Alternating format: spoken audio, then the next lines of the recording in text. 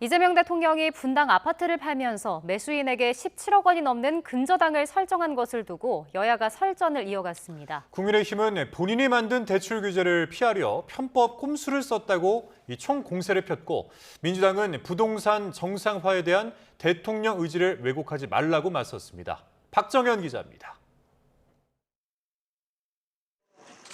대통령 부부가 분당 아파트 매도 과정에서 매매 대금의 60%가 넘는 거액을 사실상 매수인에게 직접 빌려준 사실이 알려지자 국민의힘은 규제 일변도 부동산 정책이 낳은 시장 왜곡의 단면이라고 규정했습니다. 대출 규제로 힘들어하는 국민의 대통령의 손수, 사금융이란 해법을 선보인 격이라며 본인이 만든 규제를 스스로 형해화한 내로남불이라고 꼬집었습니다. 세상에 이런 부동산 거래도 다 있구나 감탄을 금하지 못했습니다. 더불어 근저당으로 바꿔야 할 판입니다. 국민들 염장 지르려고 집을 팔겠다고 한 겁니까? 불법과 편법이 동원되는 부동산 불로소득이 국민통합처의 주범이 됐다는 대통령 국무회의 발언도 자아 비판 중이냐고 반문하며 부동산 정책을 원점에서 재검토하자 거듭 주문했습니다.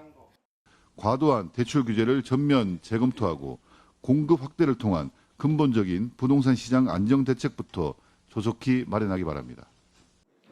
민주당은 30년 가까이 살았던 집을 시세보다 저렴하게 매각한 건 부동산 시장 안정에 대한 대통령의 의지라고 두둔했습니다.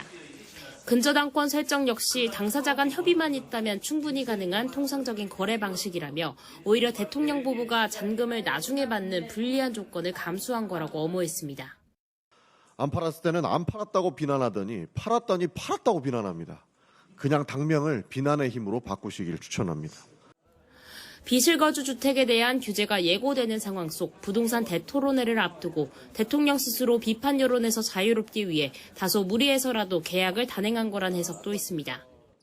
자기 한 발언을 빨리 실행하고 구체적으로 약속을 지켜야 되는 이런 측면이 좀 있었다라는 거죠. 현재적 조건을 좀 깔끔하게 하기 위해서 저는 매도했는데 현재 그런 상황이 나왔다.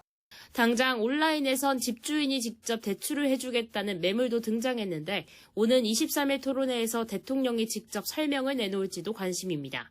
YTN 박정현입니다.